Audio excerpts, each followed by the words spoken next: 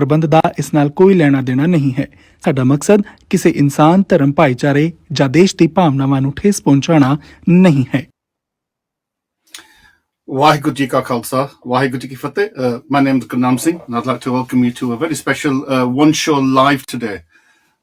As you've noticed, Manjeet's not with me, so ona wallo apology hai Manjeet wallo, but next week she'll be back. But this week we're going just to do ਇੱਕ ਹੀ ਸਾਡੇ guest ਹੈਗੇ ਨੇ ਜਿਨ੍ਹਾਂ ਦੇ ਬਾਰੇ ਮੈਂ ਦੱਸੂਗਾ। ਸੋ ਉਹ ਵੀ ਲਾਈਵ ਤੇ ਆਪਾਂ ਉਹਨਾਂ ਨੂੰ ਲੈਣਾ। ਅੱਜ ਅਸੀਂ ਗੱਲ ਕਰਨੀ ਆ ਸਿੱਖ ਮੀਰੀ ਪੀਰੀ ਦੀ ਜੀ ਕਨਸੈਪਟ ਹੈਗੀ ਆ। ਜੇ ਆਪਾਂ ਕਿਤੇ ਦੁਨੀਆ ਦੇ ਵਿੱਚ ਸਿੱਖ ਦੀ ਬਾਰੇ ਪੁੱਛੀ ਕਿਸੇ ਨੂੰ ਤਾਂ ਉਹਨਾਂ ਮਨ ਦੇ ਵਿੱਚ ਦੋ ਚਿਹਰੇ ਆਉਂਦੇ ਇੱਕਦਮ ਦਾ ਵੀ ਇੱਕ ਦਾਨੀ, ਇੱਕ ਲੰਗਰ ਛਕਾਉਣ। ਜਿੱਥੇ ਵੀ ਦੁਨੀਆ ਭਰ ਦੇ ਵਿੱਚ ਸਿੱਖ ਜਾਂਦਾ ਤਾਂ ਉਹ ਲੰਗਰ ਛਕਾਉਂਦਾ, ਦੇ ਫੀਡ ਦ ਵਰਲਡ। ਪਰ ਇੱਕ ਹੋਰ ਜਿਹੜਾ ਸਿੱਖਾਂ ਦਾ ਚਿਹਰਾ ਹੈ ਉਹ ਹੈ ਵੀ ਸ਼ਸਤਰਧਾਰੀ, ਇੱਕ ਜੁਝਾਰੂ, ਇੱਕ ਇਨਕਲਾਬੀ, ਇੱਕ ਯੋਧਾ, ਇੱਕ ਫੌਜੀ ਤੁਸੀਂ ਕਹਿ ਸਕਦੇ ਆ। ਇਹ ਸੰਤ ਸਿਪਾਹੀ ਜਿਹੜਾ ਟ੍ਰੈਡੀਸ਼ਨ ਹੈਗਾ, ਇਹ ਜੇ ਆਪਾਂ ਇਤਿਹਾਸ ਨੂੰ ਫੋਲੀਏ ਤਾਂ ਸ਼ਾਇਦ ਗੁਰੂ ਨਾਨਕ ਦੇਵ ਜੀ ਤੋਂ ਹੀ ਸ਼ੁਰੂ ਹੋਇਆ। ਪਰ ਜੇ ਆਪਾਂ ਹਿਸਟਰੀ ਬੁੱਕਾਂ ਦੇ ਵਿੱਚ ਦੇਖੀਏ ਤਾਂ ਕਈ ਪੀਰੀਅਡ ਕਹੇ ਜਾਂਦੇ ਆ ਵੀ ਇਹ ਸਿੱਖਾਂ ਦਾ ਮਿਲਟਰੀ ਪੀਰੀਅਡ ਸੀਗਾ, ਤਾਂ ਕਈ ਪੀਰੀਅਡ ਕਹੇ ਜਾਂਦੇ ਵੀ ਇੱਥੇ ਸਿੱਖਾਂ ਨੇ ਕੋਈ ਜੰਗਾਂ ਜੁੱਧਾਂ ਨਹੀਂ ਲੜੀਆਂ। ਸੋ ਜੇ ਆਪਾਂ ਗੁਰੂ ਅਰਜਨ ਦੇਵ ਜੀ ਤੱਕ ਗੱਲ ਕਰੀਏ ਤਾਂ ਇਹੀ ਇਤਿਹਾਸ ਰਿਕਾਰਡ ਕਰਦਾ ਵੀ ਸਿੱਖਾਂ ਨੇ ਕੋਈ ਸ਼ਸਤਰਧਾਰੀ ਹੋ ਕੇ ਕੋਈ ਜੰਗ ਨਹੀਂ ਲੜੀ। ਪਰ ਜੇ ਗੁਰੂ ਹਰਗੋਬਿੰਦ ਪਾਤਸ਼ਾਹ ਦੀ ਗੱਲ ਕਰੀਏ, ਜੋ ਕਿ ਗੁਰੂ ਅਰਜਨ ਦੇਵ ਜੀ ਦੇ ਸੁਪੁੱਤਰ ਸੀ, ਉਹਨਾਂ ਨੂੰ ਅਸੀਂ ਇੱਕ ਮੀਰੀ ਪੀਰ ਦੇ ਮਾਲਕ ਵੀ ਸਮਝਿਆ ਜਾਂਦਾ। 2 ਤਲਵਾਰਾਂ ਪਹਿਨੀਆਂ ਸੀ ਉਹਨਾਂ ਨੇ, ਅਕਾਲ ਤਖਤ ਦੀ ਸਿਰਜਣਾ ਕੀਤੀ ਸੀ, ਤਾਂ ਆਪ ਉਹ ਜੰਗਾਂ ਯੁੱਧਾਂ ਦੇ ਵਿੱਚ ਲੜਦੇ ਸੀ, ਫੌਜਾਂ ਵੀ ਸਨ। ਉਹਨਾਂ ਤੋਂ ਬਾਅਦ ਫਿਰ ਉਹਨਾਂ ਦੇ ਜੋ ਪੁੱਤਰ ਗੁਰੂ ਤੇਗ ਬਹਾਦਰ ਜੀ, ਉਹਨਾਂ ਨੂੰ ਵੀ ਇੱਕ ਤੇਗ ਦੇ ਬਹਾਦਰ ਦੇ ਤੌਰ ਤੇ ਕਿਹਾ ਜਾਂਦਾ, ਇੱਕ ਬਹੁਤ ਵੱਡੇ ਸ਼ਸਤਰਧਾਰੀ ਜੁਝਾਰੂ ਸੀਗੇ। ਪਰ ਇਹ ਕੋਈ ਰਿਕਾਰਡ ਹੈ ਨਹੀਂ ਵੀ ਉਹਨਾਂ ਨੇ ਕੋਈ ਜੰਗ ਦੇ ਵਿੱਚ ਲੜਾਈ ਕੀਤੀ। ਵੈਸੇ ਸ਼ਹੀਦੀ ਤਾਂ ਪਾਈ, ਇਹ ਸਾਨੂੰ ਪਤਾ। ਤੇ ਉਹਨਾਂ ਤੋਂ ਬਾਅਦ ਗੁਰੂ ਗੋਬਿੰਦ ਸਿੰਘ ਜੀ ਦੇ ਬਾਰੇ ਸਾਨੂੰ ਪਤਾ ਹੀ ਆ ਵੀ ਜਿਸ ਤਰ੍ਹਾਂ ਉਹਨਾਂ ਦੀ ਸਾਰੀ ਜ਼ਿੰਦਗੀ ਹੀ ਜੰਗਾਂ ਯੁੱਧਾਂ ਦੇ ਵਿੱਚ ਲਾਈ ਗਈ ਸੀਗੀ। ਸ਼ਹੀਦੀਆਂ ਵੀ ਸਾਰਾ ਸਰਬੰਸ ਹੀ ਦਾਨ ਕਰਦਾ ਸੀਗਾ। ਪਰ ਇਸ ਤੋਂ ਬਾਅਦ ਵੀ ਗੁਰੂ ਕਾਲ ਤੋਂ ਬਾਅਦ ਵੀ ਸਾਡੇ ਡਿਫਰੈਂਟ ਪੀਰੀਅਡਸ ਆਏ ਨੇ। ਤਾਂ ਅੱਜ ਅਸੀਂ ਇਹ ਗੱਲ ਕਰਨੀ ਆ ਵੀ ਜਿਹੜਾ ਸਿੱਖ ਮਿਲਟਰੀ ਟ੍ਰੈਡੀਸ਼ਨ ਜਾਂ ਸਿੱਖ ਸੋਲਜਰ, ਔਰ ਮੈਨੂੰ ਬੜੀ ਖੁਸ਼ੀ ਆ ਵੀ ਇੱਕ ਨਵੀਂ ਬੁੱਕ ਪਬਲਿਸ਼ ਹੋਈ ਆ ਜਿਸ ਦਾ ਨਾਮ ਹੈ the rise of the Sikh soldier. ਔਰ ਇਹਨਾਂ ਦੇ ਜੋ ਸੰਚਾਲਕ ਨੇ, ਰਾਈਟਰ ਨੇ ਗੁਰਿੰਦਰ ਸਿੰਘ ਮਾਨ, ਜੋ ਕਿ ਸਾਡੇ ਨਾਲ ਹਨ। ਔਰ ਉਹਨਾਂ ਦੀ ਜਿਹੜੀ ਟਾਈਟਲ ਹੈ ਦ ਸਿੱਖ warrior through the aegis 1700 to 1900। ਤੁਸੀਂ ਇੱਕ ਪਿਕਚਰ ਵੀ ਦੇਖ ਸਕਦੇ ਆ। ਸੋ ਗੁਰਿੰਦਰ, ਅਸੀਂ ਤੁਹਾਨੂੰ ਜੀ ਆਇਆਂ ਆਖਦੇ ਹਾਂ, welcome to the show and thanks for joining us to talk about your book. Waheguru ji ਕਾ ਖਾਲਸਾ, ਵਾਹਿਗੁਰੂ ਜੀ ਕੀ ਫਤਿਹ। ਹਾਂਜੀ, ਮੈਂ ਥੋੜਾ ਜਿਹਾ ਗੁਰਿੰਦਰ ਦੇ ਬਾਰੇ ਦੱਸਦਾ। ਹਾਂਜੀ, ਸੋ ਗੁਰਿੰਦਰ ਦੇ ਬਾਰੇ ਸ਼ਾਇਦ I don't really need to introduce him, but just to give you some background information, he's a leading Sikh historian. English ਦੇ ਵਿੱਚ ਇਹ ਲਿਖਦੇ ਨੇ ਔਰ ਲੈਸਟਰ ਤੋਂ ਨੇ। He's been writing about Sikh history for over 25 years now and published 3 books. He's published a book on the Anglo-Sikh Wars. And then he published a book on the writings of Guru Gobind Singh as well. And his most recent book, Jidam Mein Gal Kiti hai, is The Rise of the Sikh Soldier.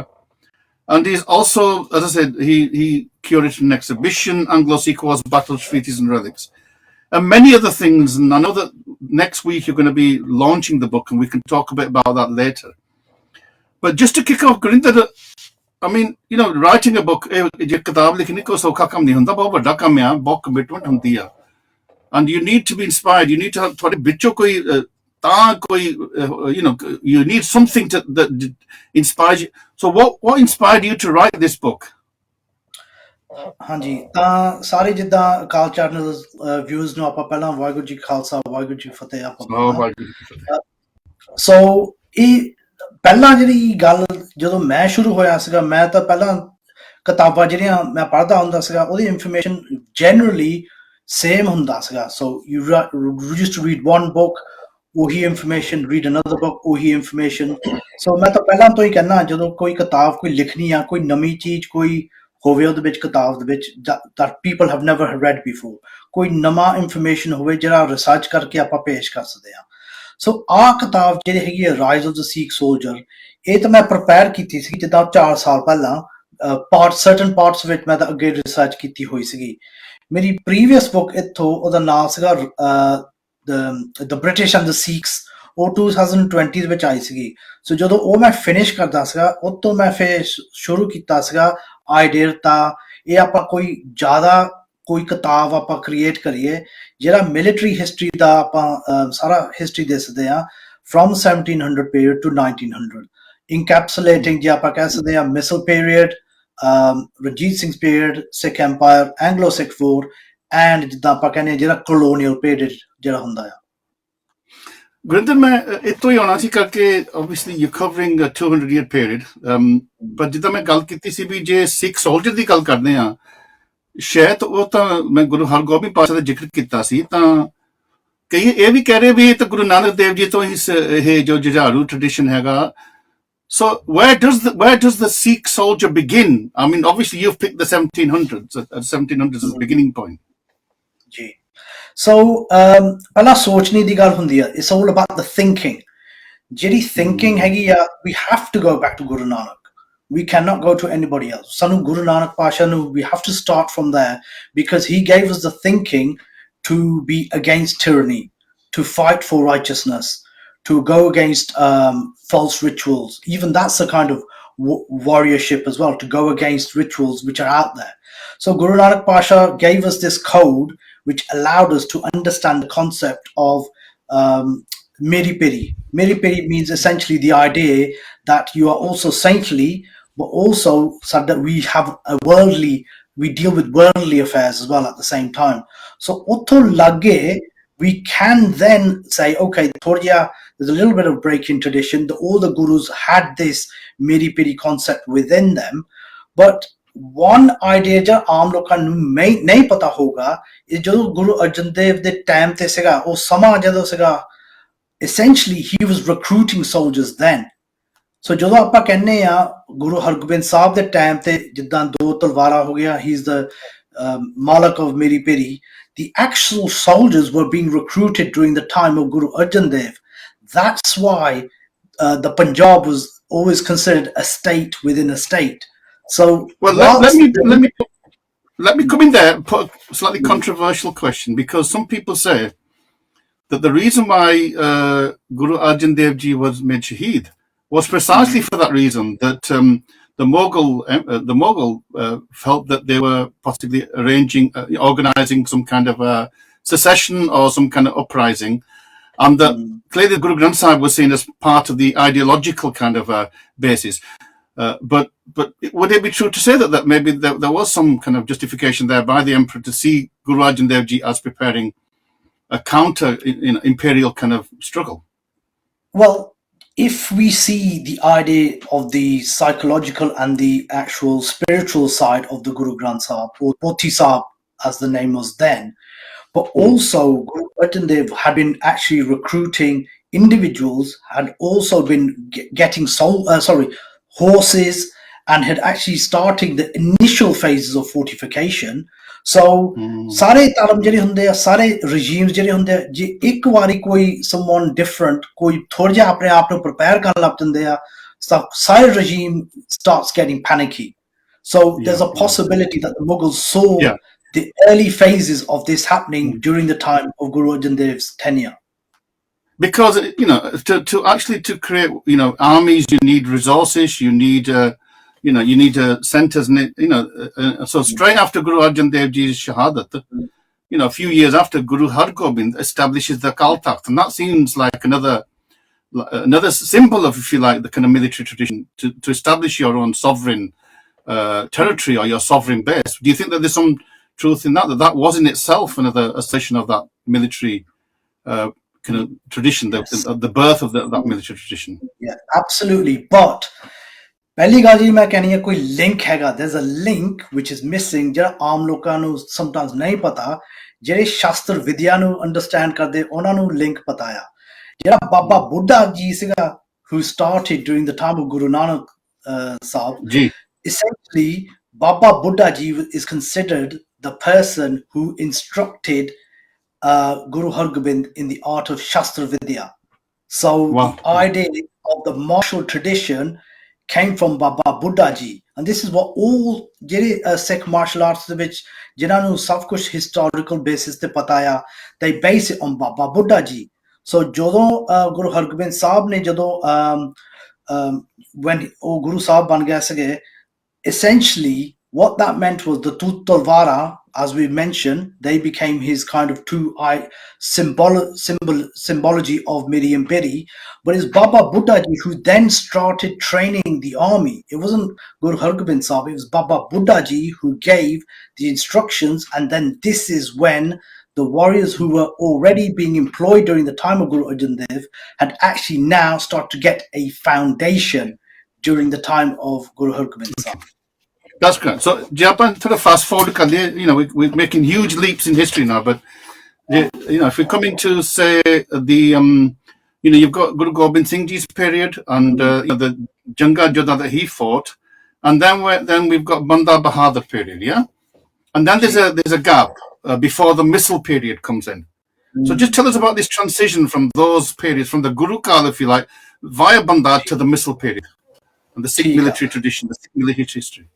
ठीक है well सानू पता है ਜਦੋਂ Guru Gobind Singh ने Khalsa सजिया ਸੀਗਾ, we essentially had this code that everyone becomes Khalsa, and the idea of actually taking up arms. But the arm in when we talk about arms, we talk about righteousness. So we talk about standing up against tyranny. Sikhs were not in the game of actually acquiring land during the time of the Gurus. It was for protection, it was for upholding the values of Sikhi. And this is the core concepts which sometimes people may forget, but it's all it wasn't an imperial army. Guru Gobind Singh's army were not imperial. No, it was all about Sada protection. It was all about keeping the Dharam intact. And it wasn't unusual as well for religious leaders to actually keep an army as well, because they had to keep their army, their people safe from attacks, whoever they may have been. So when we get to the time of Guru Gobind Singh Ji, what we have is this idea that the Khalsa is a recruiting mentality for, now the concept slightly changed. We call it now Sant Sapai. Where we had Miri Piri, now we're talking about Sant Sapai, Saint Soldiers. So again, what Guru Gobind Singh is doing, he's actually formalizing the idea of Shastra Vidya. He's got munitions factories in Anandpur Sahib as well. It is getting a bit more organized, but unfortunately, we don't feel that he was able to fulfill his complete ambition for a complete army, because by that time he was taken down to the Ghan, for instance, and the Mughals were kind of hounding him. So the initial preparations he did in Anandpur Sahib was great, but it wasn't actually longer lasting due to the Mughals. Well, let's just clarify this. This is important because, so the Raja Karega Khalsa, there's lots of different interpretations of that. So that wasn't some statement of some imperial ambitions then, would you say? Or was it a statement of imperial ambition? I think always, when it comes to the Gurus, when it comes to the Khalsa, the idea is firstly internal as well. Internal, but we have to conquer ourselves first as well. So Raj Karuga Khalsa internally and externally. So the idea was to send out a message. But remember, Sari Ginti jo si Guru on the time to all the way even during the Misl period was very, very small. So the idea was to always be in Chardi Kala. So to keep these concepts flowing throughout the 18th century. And then we talk about the Misl period. Before the Misls, Banda Singh Bahadur dhyan because again, it kya janda bhi Banda established the first Khalsa Raj. But some people say that he never set out to, as it were, to become a Raja. He actually was a peasant leader. He was more in the line of, you can say, I don't know who it would be, somebody like, say, Robin Hood or something. He was somebody that wanted to give land to the peasant. And in fact, he was, he created amazing reforms. And that's why his period actually is a very short period, because he never had the plans to create governance and to establish a state, as it were. What do you say about that? No, that assessment is very interesting, because in recent times, there's been a lot of the focus on Banda Singh Bahadur in terms of the revolt. He goes all the way from Nadir all the way up to the Punjab, and basically he's actually attacking the Mughals, and he's actually sending a message out to say, "Appa aje still hege ya, Guru ta hun sade chal gaye, but we are still here as people and as individuals who can fight back." And the reason that we have this idea of governance is because Banda Bahadur actually minted coins. So that was a big ਸਿੱਖੇ ਜਦੋਂ ਚੱਲਦੇ ਹੁੰਦੇ ਆ ਉਹ statement ਹੁੰਦਾ sovereignty ਵਾਸਤੇ. So the idea of sovereignty was actually created by Banda Singh Bahadur to actually show the Mughals that we're still here and we ain't going away. So that was a really big strike at the heart of the Mughal government at that time. So they realized they had to do something to curb his ambitions. And of course, then, so after the Banda Bahadur period, then, we're in decline. Sikhs, ginti thodi hundi hai. But then you've got this phenomenal rise of the Misls. Again, the Misls were themselves, they were armies, they were Misldars again, leaders, they were all military. So how do you make the connection between the demise of Banda Singh Bahadur and then this rise of the Misl period? How do you kind of so square this up? So ਉਹ ਗੱਲ ਜਿਹੜੀ ਹੈਗੀ ਆ ਉਹ time ਦੇ ਵਿੱਚ ਥੋੜਾ ਜਿਹਾ there was a short period where technically we were militarily leaderless. Military I'm talking about. ਜਦੋਂ ਸਾਡਾ ਭਾਈ ਮਨੀ ਸਿੰਘ ਸੀਗਾ, he was able to kind of keep the Harmandir Sahib alive in terms of actually making sure that the Swand was coming in. We had the Matas in Delhi as well, who were still sending edicts out to the Punjab to ensure that we had some kind of governance in place. But it came up to the point of individuals like Akali Darbara Singh and eventually to Nawab Kapoor Singh to take up the mantle. Remember based on history, Nawab Kapoor Singh becomes the first leader of the Sikhs, of the Khalsa, after the Banda period. And he's actually chosen by the Sangat to actually lead. So he now has this power given by the Sangat, because at that time the Mughals were fighting and killing off the Sikhs, and there were so many Shaheeds at that time. But Nawab Kapoor Singh actually starts the division of so many smaller bands of warriors. It was the early phase of what we call the Bodha Dal and the Tarna Dal, the actual separation of older warriors and the younger warriors. So he was trying to, in the early period, to have some stability. Nahi ta 10 warriors udhar nu chal jande sige, 10 warriors udhar nu chal jande sige. So the idea was to have some stability. All stability just let me finish one second. All stability jehdi sigi was under Jassa Singh Ahluwalia. So he was actually grooming Jassa Singh Ahluwalia to become the leader during his time. Well, that's the point I want to make, because again, there's two different kind of schools of thought about Nawab Kapoor Singh de bare. Ek ta eh si bilkul what you were saying. After Banda Bahadur, he is the one that raised the spirit of the Sikhs. He gave them a focus. But the Mughals are also he's accommodating him as well. Nawabi Mardiya.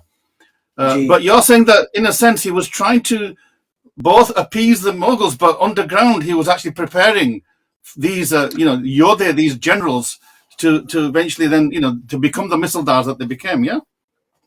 ਇਹ ਕੋਈ ਭੁਲੇਖਾ ਨਹੀਂ ਹੋਣਾ ਚਾਹੀਦਾ that the Sikhs and the Mughals were going to be friends due to the Nawabi that was given. It was a temporary peace between the Mughals and the Sikhs which lasted only a couple of years. ਸਿੱਖਾਂ ਨੂੰ ਵੀ ਪਤਾ ਸੀਗਾ ਆਪਾਂ trust ਨਹੀਂ ਕਰ ਸਕਦੇ Mughals ਨੂੰ ਵੀ ਪਤਾ ਸੀਗਾ ਆਪਾਂ ਥੋੜਾ ਜਿਹਾ temporary peace ਕਰ ਲਏ, then we'll go back to what we're going to do. It was just a short-term solution. So that's why Nawab Kapoor Singh ਨੂੰ ਪਤਾ ਸੀਗਾ ਸਾਡੇ ਯੋਧੇ ਨੂੰ ਆਪਣਾ prepare ਕਰਨਾ ਚਾਹੀਦਾ. Jassa Singh Ahluwalia, he was actually grooming as a young child to become the future leader of the Buddha Dal. And I think it was all pre-planned. There had to be a system and a science in place. Otherwise, we would not have got to the situation we did through the various other kind of atrocities that took place in the 18th century. Okay, so again, I mean, we know a lot about Ranjit Singh's armies and the French, and we'll come the generals and the warfare. But just give us a picture, give us a glimpse into the Misls. how were they organizing their soldiers? What was the training regime like? What was their, even Lavarsky and others ago, just give me some sense of that moment and the armies that were emerging. So, ਪਹਿਲੀ ਗੱਲ ਜਿੱਦਾਂ ਆਪਾਂ ਕਹ ਲਈਏ commander in chief was Jassa Singh Ahluwalia, or the division ਜਿੱਦਾਂ ਮੈਂ ਕਿਹਾ ਸੀਗਾ was into two of Buddha Dal and Tarna Dal. The concept ਜਿਹੜਾ ਹੈਗਾ is very simply straightforward. ਜਿਹੜੇ ਪੁਰਾਣੇ warriors ਜਿੱਦਾਂ ਸੀਗੇ from the older generation, they were considered to be part of the Buddha Dal. ਜਿਹੜੇ younger warriors ਸੀਗੇ, they were considered to be tarde ਆ, so Tarna Dal. So that's why in the Buddha Dal you had the people like the Gurinder Singh missile, you had you had the Ahluwalia missile, Singhpuria missile, but in the Tarna Dal you had the Sakachakya missile and you had the Pungi missile, and so forth and so forth. Training wise, it's very, very simple. Je thade ko koda siga, je thade ko koi gun mil sakdi sigi, ja thade ko koi talwar sigi, then you could join one of these forge or one of these missiles at any particular time. You just had to have allegiance and you just had to follow some codes of conduct. You had to make sure that you were always following the rules that were given at that time as well.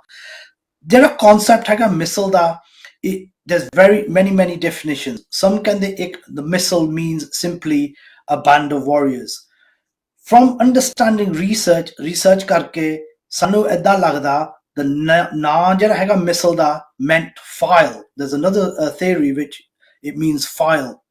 Oh, file jehdi sigi was a file of the number of soldiers that each battalion had, and that was actually kept at the Akaal Takht Sahab.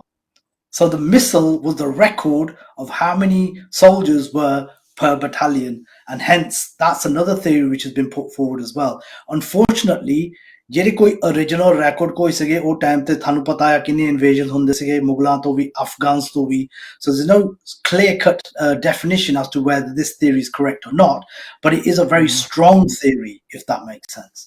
Okay, one other thing, ਕਿਉਂਕਿ ਜਿੱਦਾਂ ਤੁਸੀਂ ਗੱਲ ਕੀਤੀ ਪਹਿਲਾਂ ਜੰਗਾਂ ਜੁੱਧਾਂ ਮੁਗਲਾਂ ਦੇ ਖਿਲਾਫ ਸੀ, ਠੀਕ ਹੈ, different periods. ਫਿਰ ਅਫਗਾਨ ਦੇ ਖਿਲਾਫ ਵੀ ਸੀਗੀ ਅਹਿਮਦ ਸ਼ਾਹ ਅਬਦਾਲੀ ਦੇ ਨਾਲ, but now the British are coming on the scene. And, clearly it's a different kind of military, a different kind of tactics, different kind of weaponry. The British bringing in the cannons and stuff.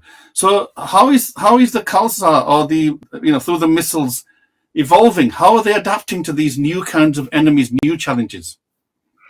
So primarily, Sade Khalsa was cavalry, Korswar, everybody had a Kora, and that was primarily the way the Sikhs fought. Attack, run. So a concept on the Thai part. So you attack, you come back. You attack, you come back, and then you strike again. Like guerrilla warfare. We're like kind of guerrilla warfare. Exactly, guerrilla warfare, strike and retreat. Because sada jidda main kya sadi sadi ginti ji was very, very small. So jodo Ahmed Shah Abdali the time te siga, we rarely had a pitched battle because the armies were too big. What we did do was we used to pick off their soldiers at the end. So ਜਦੋਂ ਉਹ ਲੂਟ ਕਰਦੇ ਸੀਗੇ ਹਿੰਦੁਸਤਾਨ ਦਾ ਸਾਰਾ ਜਿਹਦਾ treasury ਲੈ ਕੇ ਜਾਂਦੇ ਸੀਗੇ ਦਿੱਲੀ ਤੋਂ, then people like Chard Singh, Sakachakya, Jassa Singh Ahluwalia used to attack the baggage trains and used to pick off the soldiers. So ਇਹਨਾਂ ਦੀ strategy different ਸੀਗੀ because they could not win completely in a full scale war because the numbers was too much. But end of the day, ਜਦੋਂ ਜਿੰਨੇ ਜਿੱਦਾਂ battles Ahmed Shah Abdali ਨਾਲੇ ਉਹਦੇ Afghan forces ਨਾਲ ਕੀਤੇ ਆ, in the end Ahmed Shah Abdali was even fed up with the Sikhs that he couldn't suppress the Khalsa to the level he wanted to.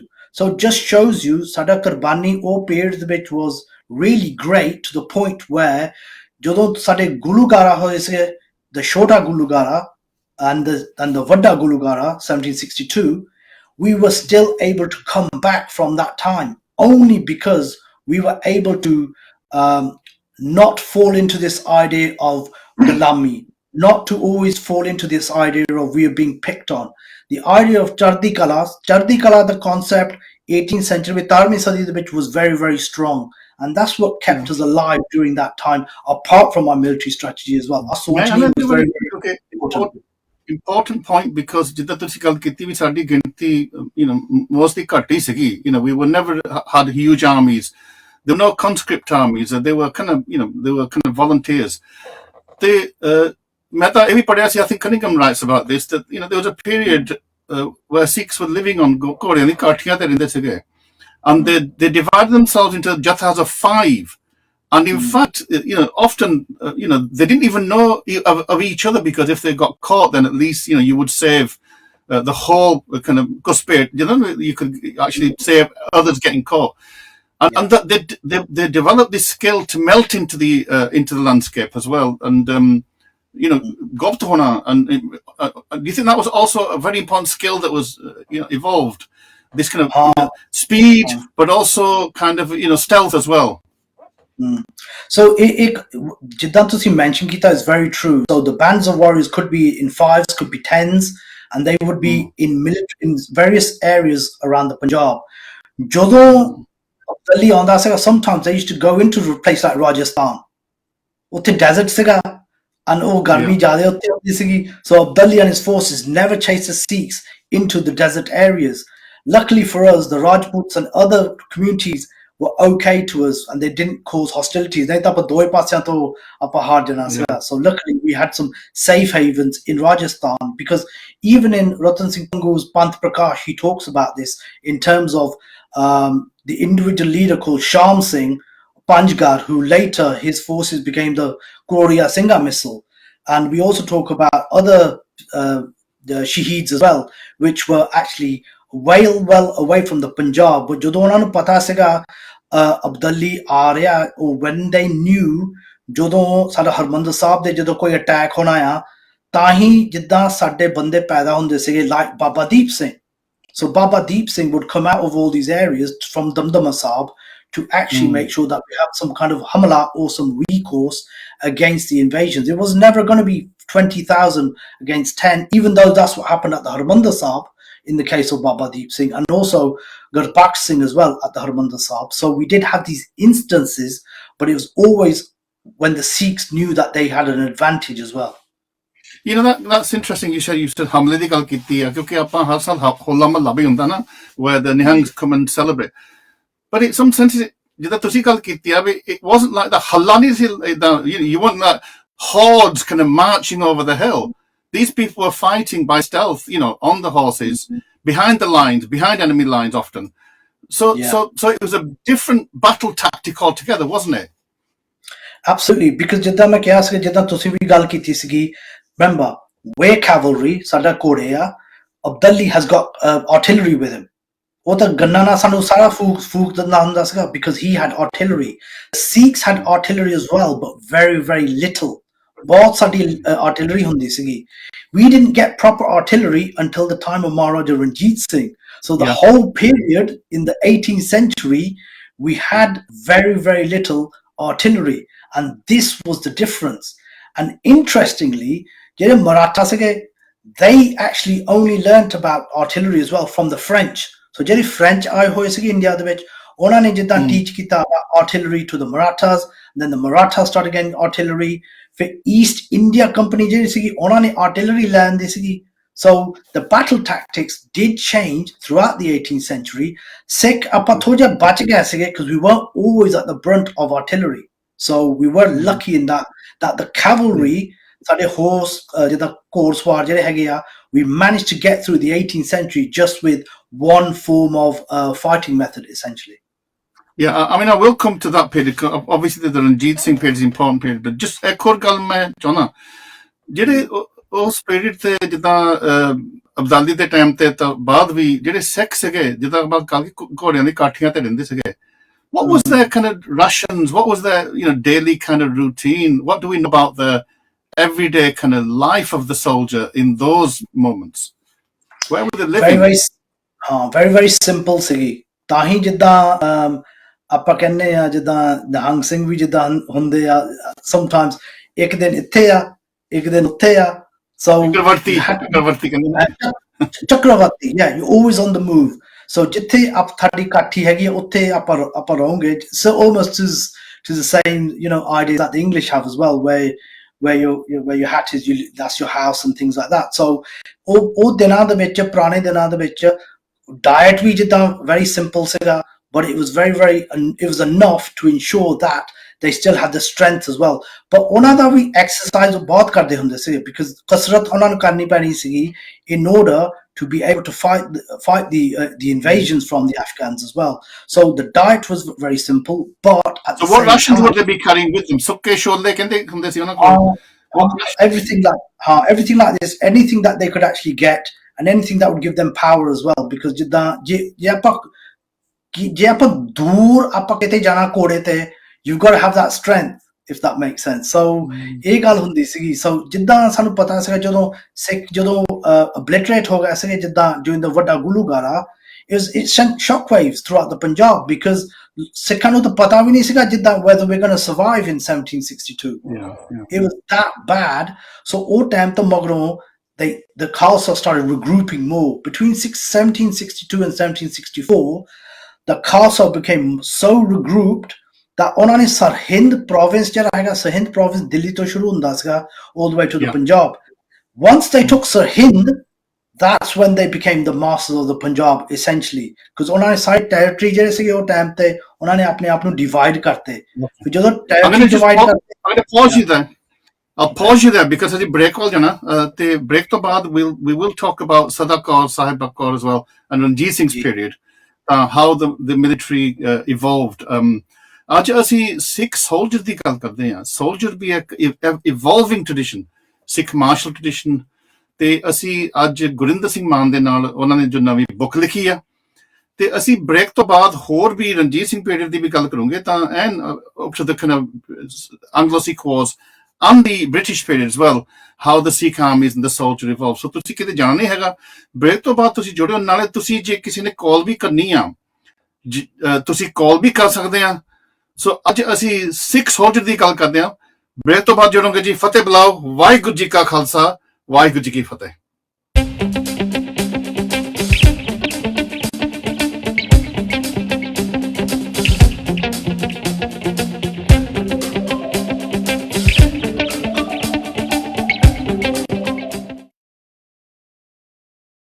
Akal channel ਨੂੰ subscribe ਕਰੋ। ਨਵੀਂ videos ਦੀ notification ਦੇ ਲਈ bell icon ਨੂੰ click ਕਰਨਾ ਨਾ ਭੁੱਲਣਾ।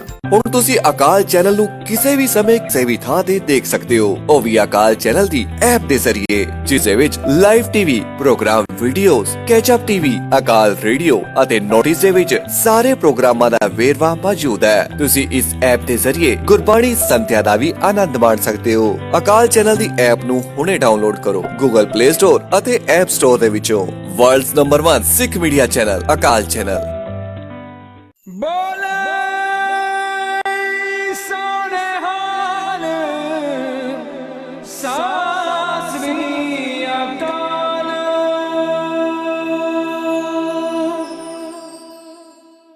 ਅਕਾਲ channel ਨੂੰ ਸਬਸਕ੍ਰਾਈਬ ਕਰੋ।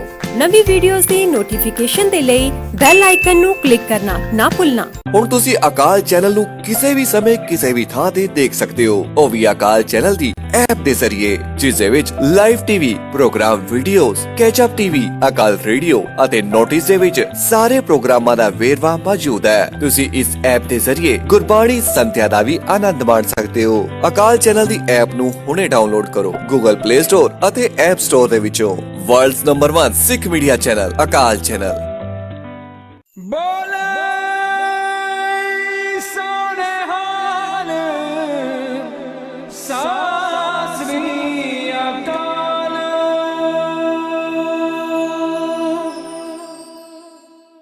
ਅਕਾਲ ਚੈਨਲ ਨੂੰ ਸਬਸਕ੍ਰਾਈਬ ਕਰੋ।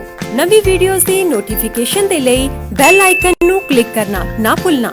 ਹੁਣ ਤੁਸੀਂ ਅਕਾਲ ਚੈਨਲ ਨੂੰ ਕਿਸੇ ਵੀ ਸਮੇਂ ਕਿਸੇ ਵੀ ਥਾਂ ਤੇ ਦੇਖ ਸਕਦੇ ਹੋ, ਉਹ ਵੀ ਅਕਾਲ ਚੈਨਲ ਦੀ ਐਪ ਦੇ ਜ਼ਰੀਏ, ਜਿਸ ਦੇ ਵਿੱਚ live TV programme, videos, catch up TV, Akal radio ਅਤੇ ਨੋਟਿਸ ਦੇ ਵਿੱਚ ਸਾਰੇ ਪ੍ਰੋਗਰਾਮਾਂ ਦਾ ਵੇਰਵਾ ਮੌਜੂਦ ਹੈ। ਤੁਸੀਂ ਇਸ ਐਪ ਦੇ ਜ਼ਰੀਏ ਗੁਰਬਾਣੀ ਸੰਥਿਆ ਦਾ ਵੀ ਆਨੰਦ ਮਾਣ ਸਕਦੇ ਹੋ। ਅਕਾਲ ਚੈਨਲ ਦੀ ਐਪ ਨੂੰ ਹੁਣੇ ਡਾਊਨਲੋਡ ਕਰੋ ਗੂਗਲ ਪਲੇ ਸਟੋਰ ਅਤੇ ਐਪ ਸਟੋਰ ਦੇ ਵਿੱਚੋਂ।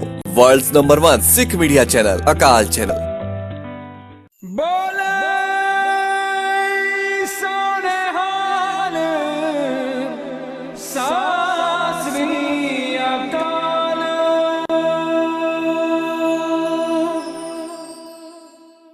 ਅਕਾਲ ਚੈਨਲ ਨੂੰ ਸਬਸਕ੍ਰਾਈਬ ਕਰੋ।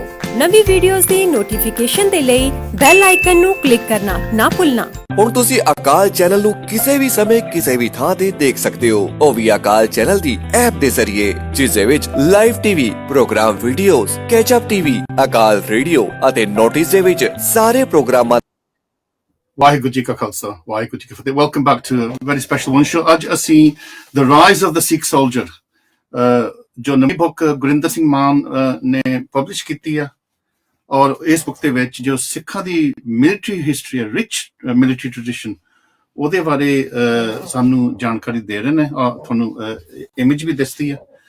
ਔਰ ਅਸੀਂ ਬ੍ਰੇਕ ਤੋਂ ਪਹਿਲਾਂ ਅਸੀਂ ਗੁਰੂ ਕਾਲ ਦੀ ਗੱਲ ਕੀਤੀ ਸੀਗੀ, ਗੁਰੂ ਹਰਗੋਬਿੰਦ ਪਾਤਸ਼ਾਹ ਤੋਂ ਲੈ ਕੇ ਗੁਰੂ ਗੋਬਿੰਦ ਸਿੰਘ ਜੀ, ਬੰਦਾ ਸਿੰਘ ਬਹਾਦਰ ਦੀ ਵੀ ਗੱਲ ਕੀਤੀ ਸੀਗੀ, ਨਵਾਬ ਕਪੂਰ ਸਿੰਘ ਦੀ ਗੱਲ ਤੋਂ ਲੈ ਕੇ ਫਿਰ ਮਿਸਲ ਪੀਰੀਅਡ ਕਿੱਦਾਂ, ਖਾਲਸਾ ਆਰਮੀ, ਔਰ ਹੁਣ ਅਸੀਂ ਜੇ ਰਣਜੀਤ ਸਿੰਘ ਪੀਰੀਅਡ ਤੱਕ ਆਉਂਗੇ। ਇਸ ਤੋਂ ਪਹਿਲਾਂ ਗੁਰਿੰਦਰ ਇੱਕ ਵਾਰੀ, ਕਿਉਂਕਿ ਮੈਨੂੰ ਪਤਾ ਨੈਕਸਟ ਵੀਕ ਤੁਸੀਂ ਇਹਨੂੰ ਰਿਲੀਜ਼ ਵੀ ਕਰਨਾ, ਥੋੜਾ ਜਿਹਾ ਦੱਸ ਦਿਓ ਉਹਦੇ ਬਾਰੇ ਵੀ, ਜੇ ਕਿਸੇ ਨੇ ਉੱਥੇ ਵੀ ਆਉਣਾ ਲੈਸਟਰ ਦੇ ਵਿੱਚ। ਹਾਂਜੀ ਠੀਕ ਆ। ਵਾਹਿਗੁਰੂ ਜੀ ਕਾ ਖਾਲਸਾ, ਵਾਹਿਗੁਰੂ ਜੀ ਕੀ ਫਤਿਹ। ਸੋ ਜਿੱਦਾਂ ਸਾਡੀ ਕਿਤਾਬ ਹੁਣ 1 ਮਹੀਨੇ ਹੋ ਗਿਆ ਆਪਾਂ ਸ਼ੁਰੂ ਕੀਤੀ, ਰਿਲੀਜ਼ ਹੋ ਗਈ ਸੀਗੀ, ਉਦਾਂ ਅਫੀਸ਼ੀਅਲ ਰਿਲੀਜ਼ ਆਪਾਂ ਲੈਸਟਰ ਦੇ ਵਿੱਚ ਕਰਨਾ। Leicester museum and art gallery, ਜਿੱਦਾਂ ਪੁਰਾਣਾ ਨਿਊਯਾਰਕ ਮਿਊਜ਼ੀਅਮ ਕਹਿੰਦੇ ਹੁੰਦੇ ਸੀਗੇ, ਉੱਥੇ 20th of July ਵੈਨਸਡੇ 6 ਵਜੇ ਆਪਾਂ ਰਿਲੀਜ਼ ਕਰਨੀ ਆ। ਜੇ ਕੋਈ ਸੰਗਤ ਨੇ ਇੱਥੇ ਚਾਹੁੰਦਾ ਹੈ ਉੱਥੇ ਆਉਣੇ ਨੂੰ, please feel free to come to the venue. Seats will be available. So ਬਸ we'll have speeches, ਬਸ ਇੰਨੀ ਗੱਲ। ਹਾਂਜੀ ਅਨ ਬਿਲਕੁਲ ਨਿਸ਼ਕਾਮ ਸੇਵਾ ਕੋਈ ਫ੍ਰੀ ਆਫ ਚਾਰਜ, ਇੱਥੇ ਕੋਈ ਏਦਾਂ ਨਹੀਂ ਹੈਗਾ ਵੀ ਕਿਸੇ ਨੇ ਕੋਈ ਪੈਸਾ ਬਣਾਉਣਾ। ਵੈਸੇ ਤਾਂ ਗੁਰਿੰਦਰ ਮੈਂ ਤਾਂ ਆਪ ਬੁੱਕਾਂ ਲਿਖਦਾ, it's a labour of love. ਜੇ ਲੋਕੀ ਸਮਝਦੇ ਵੀ ਕਿਉਂਕਿ ਬੁੱਕ ਲਿਖਦਾ ਖਰੇ ਬਹੁਤ ਹੀ ਅਮੀਰ ਹੋ ਜਾਊਗਾ, ਉਹ ਗੱਲ ਨਹੀਂ ਹੁੰਦੀ। ਮੇਰਾ ਕੋਲ ਬਹੁਤੇ ਆਪਣੇ ਸਿੱਖ ਜਿਹੜੇ ਉਹ ਆਪ ਹੀ ਵਿਚਾਰੇ ਪਬਲਿਸ਼ ਵੀ ਆਪ ਹੀ ਕਰਦੇ, ਫ੍ਰੀ ਵੀ ਬਣ ਦਿੰਦੇ ਆਪ ਹੀ ਬੁੱਕਾਂ ਕਈ ਵਾਰੀ। ਨਹੀਂ, ਇਹ ਸਿੰਪਲ ਗੱਲ ਗੁਰਨਾਮ ਸਿੰਘ, ਇਹ ਜਿੱਦਾਂ ਸਮ ਲੋਕ ਜਿੱਦਾਂ ਲੇਬਰ ਆਫ ਲਵ ਆਪਣੇ ਆਪ ਨੂੰ ਕਹਿੰਦੇ ਆ, ਸਮ ਲੋਕ ਜਿੱਦਾਂ ਮੈਂ ਆ, we have to spend a lot of time research ਕਰਕੇ, ਪੰਜਾਬ ਨੂੰ ਜਾ ਕੇ, ਜਗ੍ਹਾ ਜਾ ਕੇ, ਹਵੇਲੀਆਂ ਜਾ ਕੇ, ਪੁਰਾਣੇ ਸਰੂਪਾਂ ਦੇਖ ਕੇ, ਰੈਲਿਕਸ ਦੇਖ ਕੇ। ਸਾਡਾ ਕੰਮ ਜਿੱਦਾਂ ਕਾਫੀ ਦੇਰ ਦਾ ਜਿੱਦਾਂ ਡੀਟੇਲ ਵਾਸਤੇ ਹੈਗਾ ਆ, ਵੀ ਗੋ ਇਨਟੂ ਡੀਟੇਲ। ਸੋ ਸਾਡਾ ਟਾਈਮ ਜ਼ਿਆਦਾ ਲੱਗਦਾ ਜਿੱਦਾਂ ਰਿਸਰਚ ਕਰਨ ਨੂੰ, ਬਿਕਾਜ਼ ਹਾਂ ਮੇਰੀ ਸੋਚ ਨਹੀਂ ਪਹਿਲਾਂ ਤੋਂ ਹੀ ਆ, ਜੇ ਆਪਾਂ ਕੋਈ ਕੰਮ ਕਰਨਾ ਆਪਾਂ ਚੱਜ ਨਾ ਕਰੀਏ, make sure it's rare information we bring to the message, because ਨਹੀਂ ਤਾਂ I'm not saying everybody can write a book because they can't, but ਜਿਹੜੇ ਲਿਖਦੇ ਆ, let's get value ਜਿਹੜਾ ਮੈਂ ਆਇਆ। ਸੋ ਆ ਕਿਤਾਬ ਤੁਸੀਂ ਕਿਹਾ ਸੀਗਾ ਗੁਰਿੰਦਰ, ਆਪਾਂ we're going to go to the office ਦੀ ਰਣਜੀਤ ਸਿੰਘ ਪਿੰਡ, ਤੁਸੀਂ ਕਿਹਾ ਸੀ ਵੀ ਕਾਫੀ ਪ੍ਰਾਇਮਰੀ ਰਿਸਰਚ ਐਵੀਡੈਂਸ ਤੁਹਾਨੂੰ ਆਪ ਜਾ ਕੇ ਉੱਥੇ ਮਿਊਜ਼ੀਅਮਸ ਦੇ ਵਿੱਚ, ਲਾਇਬ੍ਰੇਰੀ ਦੇ ਵਿੱਚ, ਤਾਂ ਤੁਸੀਂ ਕਿਹਾ ਸੀ ਵੀ ਕੋਈ ਨਵੀਂ ਚੀਜ਼ ਨਿਕਲੀ। Can you give us some glimpse into some of the, I don't want to reveal everything, but ਜਿਹੜੀ ਕੋਈ ਨਵੀਂ ਐਂਗਲ ਸੀ, ਕੋਈ ਨਵੀਂ ਚੀਜ਼ ਜਿਹੜੀ ਤੁਸੀਂ ਕੱਢੀ, ਜਿਹੜੀ ਕਿ ਸਾਨੂੰ ਸ਼ਾਇਦ ਪਹਿਲਾਂ ਨਹੀਂ ਸੀ ਪਤਾ ਸਾਡੀ ਮਿਲਟਰੀ ਹਿਸਟਰੀ ਦੇ ਬਾਰੇ? ਸੋ ਜਦੋਂ ਆਪਾਂ ਰਣਜੀਤ ਸਿੰਘ ਦੇ ਟਾਈਮ ਤੇ ਆਪਾਂ ਗੱਲ ਕਰਦੇ ਹਾਂ, in fact we could probably start before in terms of the ladies' perspective, the women's perspective on Sikh military history as well. Because ਜਦੋਂ ਆਪਾਂ ਕਿਤਾਬਾਂ ਪੜ੍ਹਦੇ ਹਾਂ, it's always the male perspective. There's nothing wrong with the male perspective, but in the interest of balance, why is there no accounts of women Sikh warriors in our kitabs as well? I just find it baffling that sometimes footnote hunda ya, ek line hundi ya, ja index vich ida kuch hunda ya, why not a fully grown chapter on the Sikh warrior women that we've always had, and the Gurbani they've done as well. Now there's a long list of them. Mata Sahib Kaur, you know, for example. Absolutely. So ਉਹ time ਤੋਂ ਜਿੱਦਾਂ ਕਾਫੀ ਸਾਡੇ ਹੈਗੇ ਆ, ਜਿੱਦਾਂ interesting and very courageous ਜਿੱਦਾਂ Sikh women warriors, but ਮੈਂ focus ਕੀਤਾ ਸੀਗਾ ਦੋਵਾਂ ਤੇ। ਇੱਕ ਸੀਗਾ Sahib Kaur of Patiala and Sada Kaur of the Kanaya Misl. ਇਹ ਜਾਣ ਕੇ ਮੈਂ ਦੋ ਚੂਜ਼ ਕੀਤੇ ਸੀਗੇ, because they both had different kind of lives and they have different perspectives on during the Misl period. In Misl period the ਵਿੱਚ ਸੀਗੇ. So that is something new which I've actually brought to the table, I think, especially about their history and how they dealt with military affairs. So if you take Sada Kaur, for example, I mean, she's a phenomenal person. I mean, without her, you wouldn't have actually had the Sikh Raj. She was the one that brought them all together. They were kind of fighting each other. So she was a tactician. She was a negotiator. And did she actually also engage? I mean, was she a warrior in her own sense, or was she more of a administrator? No. ਦੋ ਚੀਜ਼ਾਂ ਹੈਗੀਆਂ. It's a very good point. ਜਿੱਦਾਂ example ਮੈਂ ਤੁਹਾਨੂੰ ਦਿੰਨਾ. Example ਜਿਹੜਾ ਹੈਗਾ Bagale Singh. Baba Bagale Singh, when he was actually went out to war and he went all the way to conquer Delhi and place like that, one of his wives was at Haryana, which is in Hoshiarpur, but she was an administrator. And then similar to other Misl leaders and their wives as well, they were administrators. They were not just household individuals. This is something we have to get away from, this concept. In the case of logistics, for example, would they be looking at logistics and procurement and those kind of issues? They would make sure that any armdan that came from the Misl leader was kept intact in the original village where the Misl leader is from. There'd still be a forge there as well from the Misl as well, and they would make sure that the territory there was never invaded as well. Sounds like my mum. That sounds like my mum. She used to keep all the money. Take all the wage packets and.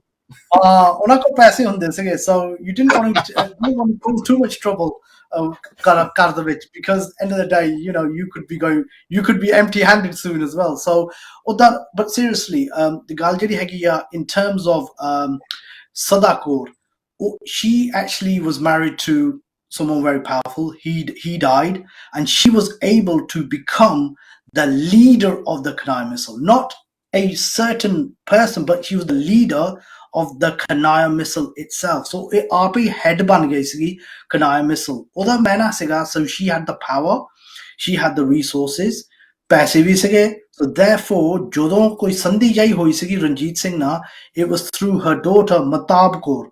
ਉਹਨੂੰ ਪਤਾ ਸੀਗਾ ਮਤਾਬ ਕੌਰ ਨੂੰ ਆਪਾਂ ਵਿਆਹ ਕਰ ਲਈਏ ਰਣਜੀਤ ਸਿੰਘ ਨੂੰ, ਫਿਰ ਆਪਾਂ ਮੋਲਡ ਕਰੀਏ Ranjit Singh to become the one de facto leader of the Khalsa. Because the problem with the Misls, as good as they were still lacking in one leader who could actually bring them all together. Ranjit Singh was very young at the time when he got. I mean, so in essence, she's molding Ranjit Singh into what he became. Absolutely. ਜਦੋਂ ਆਪਾਂ ਕਹਿੰਦੇ ਜਿਹੜਾ ਪੌੜੀ ਜਿਹੜੀ ਸੀਗੀ ਰਣਜੀਤ ਸਿੰਘ ਦੀ to Maharajaship, it was all done on the back of Rani Sada Kaur, because Sada Kaur had actually molded him and also helped him as well. ਜਦੋਂ ਲਾਹੌਰ ਦਾ ਜਦੋਂ ਪਹਿਲੀ ਜਿੱਦਾਂ battle ਜਿਹੜੀ ਸੀਗੀ to take over Lahore, if it wasn't for the forces of Sada Kaur, Ranjit Singh would never have been able to take Lahore. And also Amritsar as well. So ਇਹ ਜਿਹੜੇ ਜਗ੍ਹਾ ਜਿਹੜੇ ਪਹਿਲੇ attacks ਸੀਗੇ 1799, 1801, all Sada Kaur was pivotal in those campaigns to ensure that Ranjit Singh became the de facto leader. But I just want to go backward a little bit as well. ਜਦੋਂ Durrani ਜਿਹੜੇ ਸੀਗੇ this time under Zaman Shah, who was the grandson of Abdali, ਉਹਨੇ attack ਕੀਤਾ ਸੀਗਾ during in Lahore in the late 1700s. ਉਹ time ਦੇ ਵਿੱਚ only Ranjit Singh was able to stand up to Zaman Shah, and so therefore it shows you the characteristics that Ranjit Singh had also at a young age as well. I mean, sometimes ਲੋਕ ਸੋਚਦੇ ਉਹਦਾ ਰਾਜ ਬਣ ਗਿਆ ਸੀਗਾ, then he was developing at a young age, and this is why people like Sada Kaur were the backbone of his success. Yeah, and if you think about the Ranjit Singh period, and this is a period of immense stability, for the Punjab. Punjab was kind of in turmoil most of the time. So he's building this empire. He's got people like Hari Singh Nalwa. He's got General Joravar Singh. Across the empire, he's got these amazing people. You've got Akali Fulla Singh as well. You've got Hari Singh Nalwa, the Kalkiti. He's also got the British to contend with, as you were saying. And there's the French also, and he's modifying his army. So there's a big kind of shift in the military tradition, if you like, from small bands of kind of guerrilla warfare to proper national army. So what is the kind of main change now under Ranjit Singh? So ਪਹਿਲੀ ਗੱਲ ਜਿਹੜੀ ਸੀਗੀ in terms of his strategy, ਉਹ ਪਹਿਲਾਂ ਤਾਂ he started recruiting soldiers anyway during his tenure. ਪਹਿਲਾਂ ਜਿਹੜੇ ਮਿਸਲ ਦੇ ਲੀਡਰ ਸੀਗੇ ਉਹਨਾਂ ਨਾਲ ਪਹਿਲਾਂ ਸੰਧੀ, or by actually attacking them, he was able to ensure that he would give them pensions. ਉਹਨਾਂ ਨੂੰ pension off करते ਸੀਗੇ ਜੇ ਆਪਾਂ ਕਹਿ ਸਕਦੇ ਹਾਂ. So firstly he said ਜੇ ਮੈਂ ਤੁਹਾਨੂੰ ਜਿੱਦਾਂ ਕੋਈ lands ਦੇਣੇ ਆ, you have to furnish me 20 soldiers for the land I'm going to give you. So that was his first strategy of actually having Jagirs in place as well. And hence the professional army. It was a professional army, wasn't it? It was a professional army because he had the Jagirdar army. Then he started training up his own soldiers. He started having generals. Then he started combining the old missile leaders' armies into one and into twos, if that makes sense. They were able to actually strategize. This is before the Europeans. I know we're going to talk about Europeans in a second. He was already modifying the army before the Europeans came. So he was already successful. So what were the changes he was bringing about in those early points? From the kind of Nihang, you talked about the, Buddha Dal, the Tarna Dal. So how is he reshaping those warriors? So the missiles were actually, like I said, he defined the missiles and made them into a certain grouping. The Nihangs he kept separate. Then he had a state army. State army Singhi was actually reporting to him directly. So he became what we call regular army and irregular army in regular terms. It was during when the Europeans came that brought another faction. The key point, the success of Ranjit Singh was to have different factions of the army but keep them happy. That was the success of Maharaja Ranjit Singh. ਜਿੱਦਾਂ ਇੱਕ army ਜਿਹੜੀ ਹੋ ਸਕਦੀ ਹੈ ਉਹਨਾਂ ਨੇ European ਕੱਪੜੇ ਪਾਏ ਹੋਏ ਸੀਗੇ, ਇੱਕ ਆਰਮੀ ਜਿੱਦਾਂ ਸੀ ਨਿਹੰਗ ਸਿੰਘ ਸੀਗੇ, ਇੱਕ ਆਰਮੀ ਦੇ ਕਨਸੈਪਟ ਜਿਹੜਾ ਸੀਗਾ ਮੈਂ ਪਾਲਣਾ ਜਿਹੜਾ ਕੁਝ ਮੈਂ ਚਾਹਣਾ ਪਾਉਣੇ ਨੂੰ, and this all fitted within the whole Sikh Empire, which was a very, very difficult thing to do. Could you say that his army, because it said that it was the Khalsa army, so did they have non-Sikhs in that army? So remember, so the idea of the Khalsa army, we're talking about Khalsa Commonwealth, if that makes sense. So jidda apa Sikh Empire, some look in the Punjab Empire, but it was a Khalsa Commonwealth, which meant we believe in the concept of Khalsa, but anyone who comes in is allowed to come in and represent as well. So tahi jidda initially Gurkha bhi hunde sige, Hindustani bhi ho sige, Musalman bhi hunde sige, and just a key point to remember, sade jidda main kiya sige sadu artillery nahi sigi. During Ranjit Singh's early period, even before the Europeans came, the artillery increased, and jehde artillery de vich jehde key individuals sige oh Musalman sige. So during the time of Ranjit Singh, ye sara Punjab cosmopolitan ban gaya. That was the key idea of the. Yeah, no, that's very important. And so it's a method clarification kadama. ਜਿਹੜਾ ਖਾਲਸਾ ਲਫ਼ਜ਼ ਆ ਇਹਦੇ ਦੋ different meanings ਹੈਗੀਆਂ। ਇੱਕ ਤਾਂ ਹੈ ਜੋ ਖਾਲਸਾ ਇਨੀਸ਼ੀਏਸ਼ਨ ਜੋ ਗੁਰੂ ਗੋਬਿੰਦ ਸਿੰਘ ਜੀ ਨੇ ਰਹਿਤ ਦੇ ਵਿੱਚ ਜੋ ਰਹਿਤ ਸਿੱਖਾਂ ਵਾਸਤੇ ਖਾਲਸਿਆਂ ਵਾਸਤੇ ਬਣਾਈ ਸੀ, ਤਾਂ ਇੱਕ ਵੀ ਖਾਲਸੇ ਦੀ ਜਿਹੜੀ ਕਨਸੈਪਟ ਆ ਸੋਵਰੇਨਟੀ ਦੀ ਕਨਸੈਪਟ, ਤੁਸੀਂ ਇਹਨੂੰ ਜ਼ਮੀਨ ਦੀ ਕਨਸੈਪਟ ਕਹਿ ਸਕਦੀਆਂ, ਇਹ it's more inclusive like a kind of commonwealth, yeah, of peoples who are under this umbrella of the Khalsa. And I think it's important to make those differences. So in that sense, it was a kind of a secular Raj, you could argue, that indeed it was a Sikh Raj, but it was very secular. It wasn't as if certain privileges were given to one religion over another. It was based on Yogtatisi, huh? No, it's really, really important to understand. ਜਦੋਂ ਜਿੰਨਾ ਉਹ ਸਿੱਖਾਂ ਲਈ ਕਰਦਾ ਸੀਗਾ, ਉਹ ਹਿੰਦੂਆਂ ਲਈ ਵੀ ਕਰਦਾ ਸੀਗਾ, ਮੁਸਲਮਾਨ ਲਈ ਵੀ ਕਰਦਾ ਸੀਗਾ. So that's why he used to give Jagir ਵੀ ਦਿੰਦਾ ਸੀਗਾ. He used to give money to temples. He used to have translations of Hindu texts done as well, and the Muslims' texts as well. So there's no difference in terms of his idea of patronage to all dharms, because he felt ਉਹਨੂੰ ਪਤਾ ਸੀਗਾ ਜਿਹੜੇ areas ਜਿੱਦਾਂ ਸੀਗੇ going all the way up to Peshawar, etc., he had to keep everybody happy. It wasn't a case of keeping just one people happy. That's why in the government of the which he had people of different faiths as well, and he was able to actually, once he was alive, keep them in check.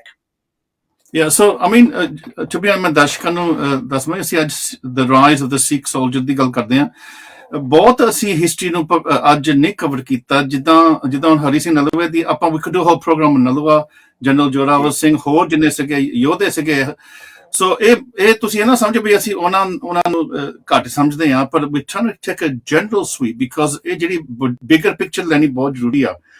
ਸੋ ਆਪਾਂ ਜਿਹੜੇ Napoleon's generals, they after the battle Waterloo, some of them are then hired by Ranjit Singh, and so some of those kind of European tactics are coming in as well. Just tell us a bit about what impact did that have on the Sikh soldier?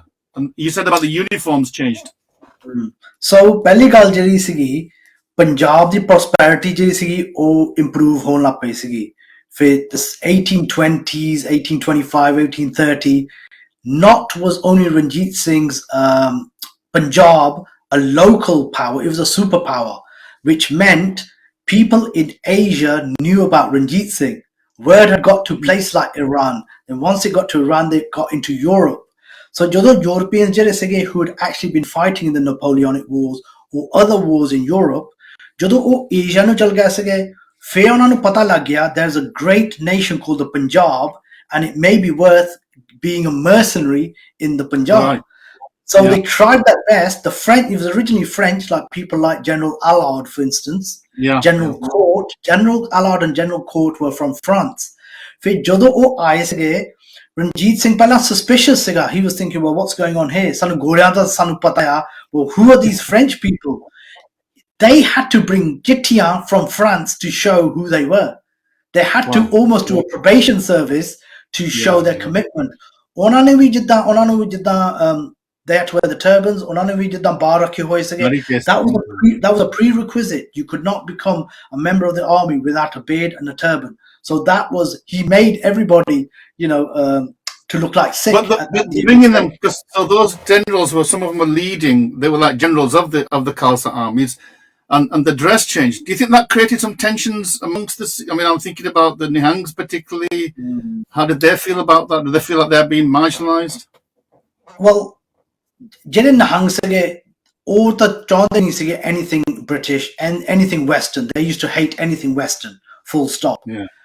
But they had to be appeased because ਇਹ ਜਿਹੜੇ Europeans ਸੀਗੇ, they proved themselves as well.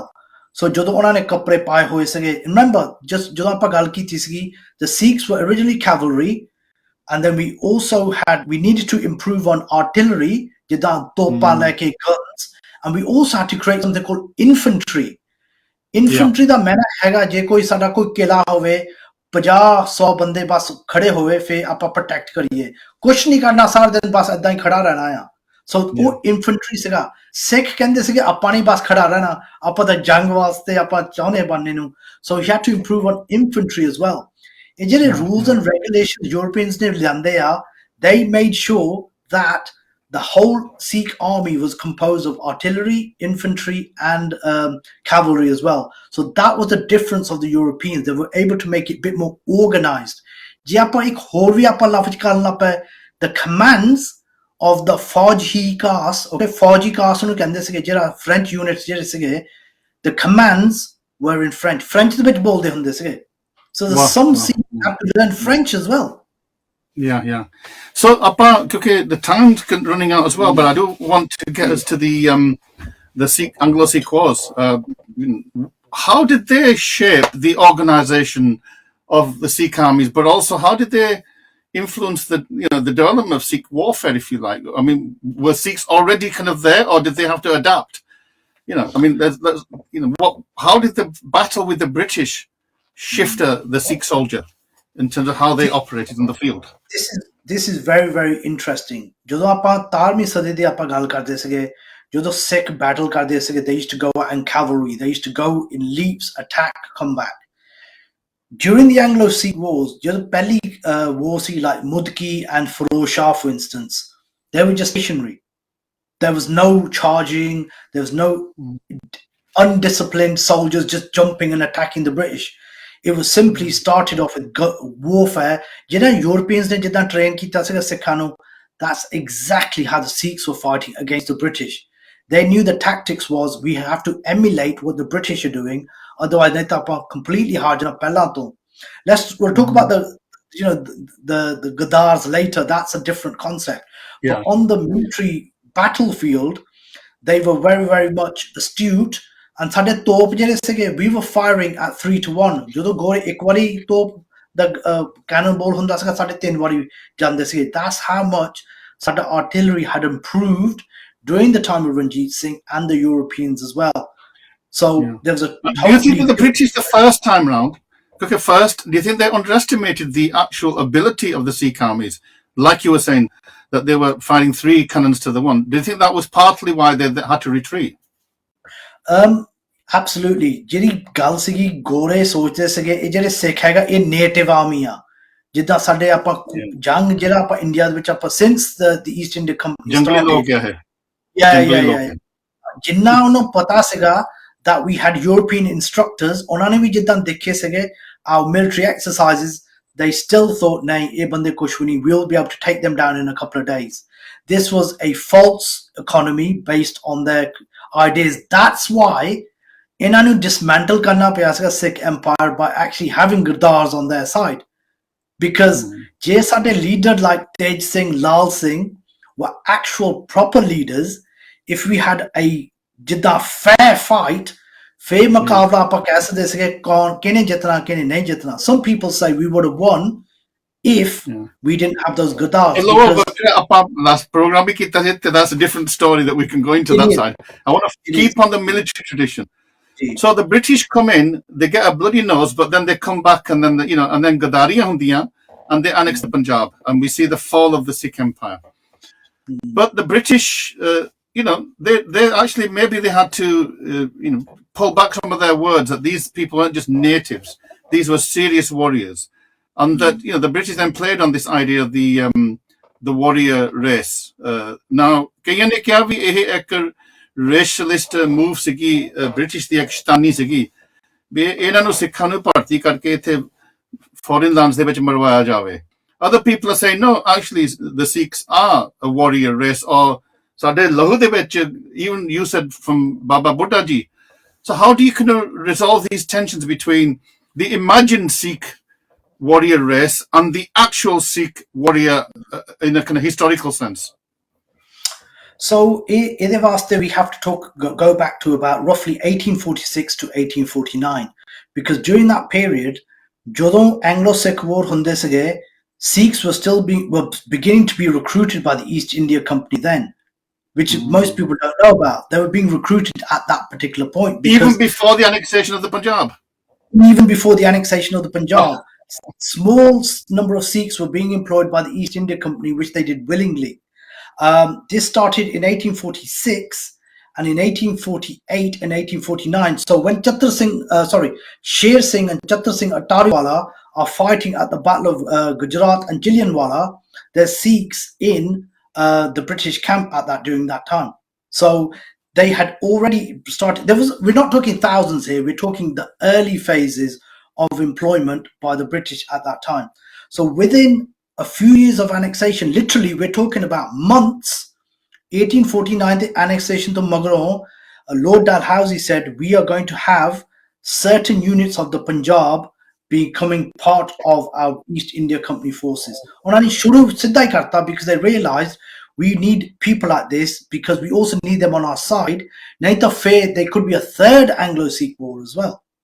So tell me about the Sikh soldier now.